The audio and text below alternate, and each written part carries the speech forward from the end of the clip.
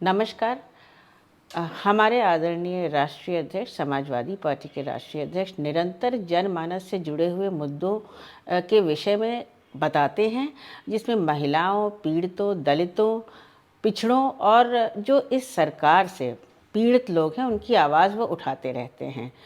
किन्हीं कारणों से कुछ चैनलों पे इसको कोई जगह नहीं मिलती, जिससे जनता की कठिनाइयाँ हर व्यक्ति तक नहीं पहुंच पाती।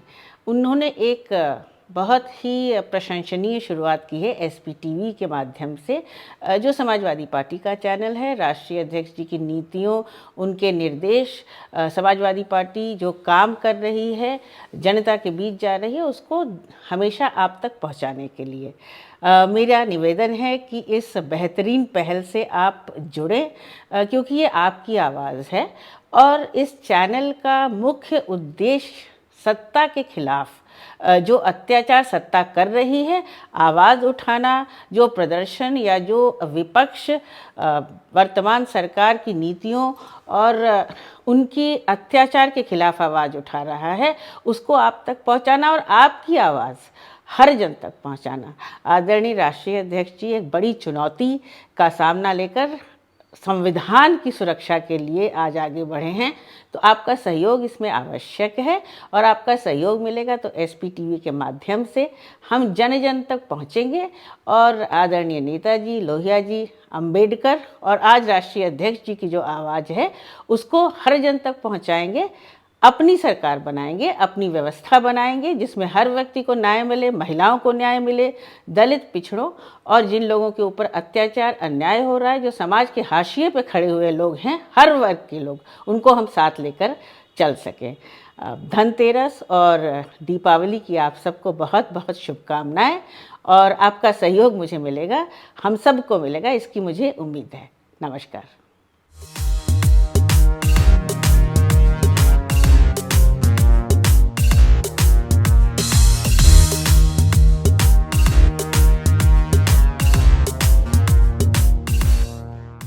नमस्कार, आदाब। मैं नवेद सिद्दीकी। आप सुन रहे हैं Samajwadi party updates, Samajwadi party के अधिकृत YouTube channel @Samajwadi party TV पर।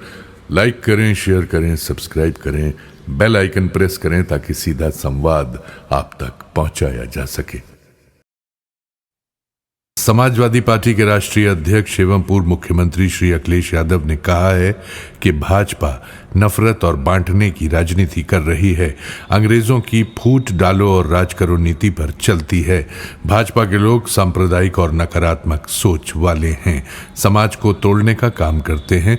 भाजपा का एनडीए निगेटिव गठबंधन है। भाजपा डिवाइड एंड रूल के रास्ते पर चल रही है, पीडीए की एकता से घबराई हुई है। श्री अखिलेश यादव ने कहा कि मुख्यमंत्री जी बिहार चुनाव में स्टार प्रचारक नहीं बल्कि स्टार विभाजक बनकर गए हैं। बिहार के लोग सांप्रदायिक लोगों को कभी नहीं स्वीकार करते हैं। आज समाजवादी पार्टी प्रदेश मुख्यालय में आयोजित प्रेस कॉन्फ्रेंस में श्री अखिलेश यादव ने कहा कि भाजपा सरकार में बड़े पैमाने पर भेदभाव हो रहा है। जब से भाजपा सत्ता में आई है, हर स्तर पर भेदभाव हो रहा है। भाजपा बहुत बड़ी जातिवादी पार्टी है। इस सरकार में शिक्षा विभाग, शिक्षण संस्थाओं से लेकर ट्रांसफर पोस्टिंग सब जगह भेदभाव हो रहा है। भेदभाव का झगड़ा बहुत पुराना है। पीडीए इसी पीड़ा के सूत्र से बंधा हुआ है। समाजवादी पार्टी भेदभाव के खिलाफ लड़ाई लड़ रही है। समाजवादी पार्टी प्रदेश में सरकार बनाकर न्याय के राज के साथ सामाजिक न्याय के राज की स्थापना करेगी, तभी पीडीए परिवार का दुख दर्द दूर होगा। श्री अखिलेश यादव ने कहा कि भाजपा सरकार की नीतियां गरीब, किसान, युवा विरोधी हैं। बैंकों में गरीबों के जो खाते खुलवाए गए थे, इस सरकार ने उनका सारा पैसा अपने पास रख लिया। भाजपा सरकार ने स्मार्ट सिटी के नाम पर धोखा दिया है। स्मार्ट सिटी के नाम पर आया बजट लूट लिया गया है। लखनऊ में जगह जगह कूड़ा है, नाले भरे पड़े हैं, सफाई नहीं है, पूरा शहर जाम में फंसा हुआ है। यातायात व्यवस्था पूरी तरह से ध्वस्त है। सरकार ट्रैफिक नहीं संभाल पा रही है। प्रदेश में बड़े शहरों में यातायात स्थिति बेहद खराब है। हर शहर में जाम की स्थिति है। आखिर स्मार्ट सिटी का फंड कहां जा रहा है। उन्होंने कहा कि भाजपा सरकार ने शिक्षा, स्वास्थ्य, बिजली सब बर्बाद कर दी है। बिजली का निजीकरण करने के लिए पूरी व्यवस्था को खराब कर दिया। भाजपा सरकार बिजली व्यवस्था को निजी हाथों में बेचना चाहती है। इस सरकार ने अपने कार्यकाल में एक भी बिजली घर नहीं लगाया। आज जो भी बिजली मिल रही है वो समाजवादी सरकार में लगाए गए बिजली घरों से मिल रही है।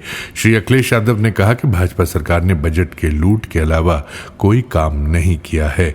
जब समाजवादी सरकार थी तब प्रदेश का बजट करीब 4 लाख करोड़ रुपए था।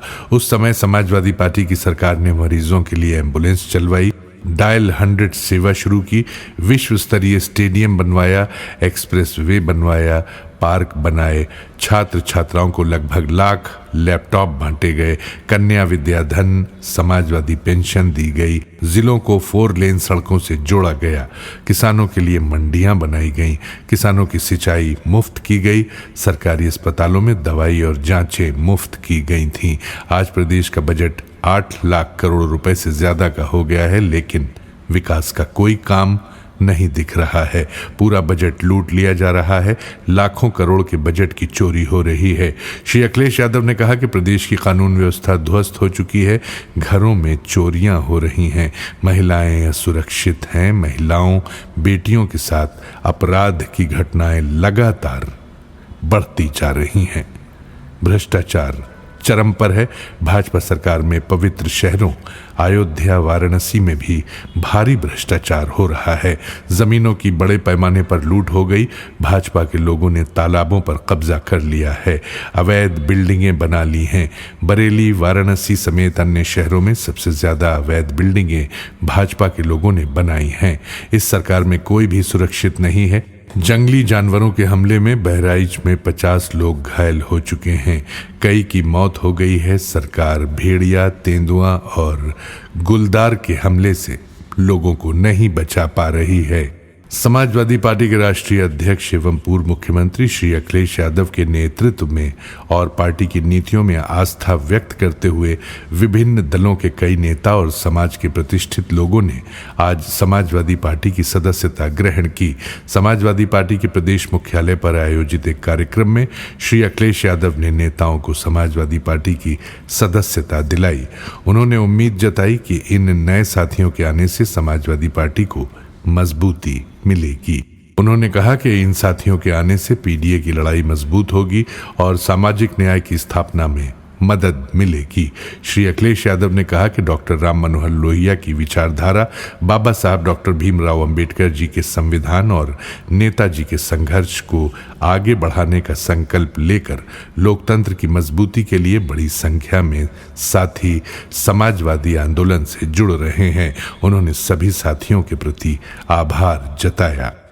ये जानकारी समाजवादी पार्टी के मुख्य प्रवक्ता श्री राजेंद्र चौधरी साहब ने दी। इसी के साथ आज के ये अपडेट्स यहीं समाप्त होते हैं। कल नए अपडेट्स के साथ आपसे फिर मुलाकात होगी, फिर मुखातिब होंगे। तब तक कबूल कीजिए नवेद सिद्दीकी का सलाम, नमस्कार, शुभ रात्रि।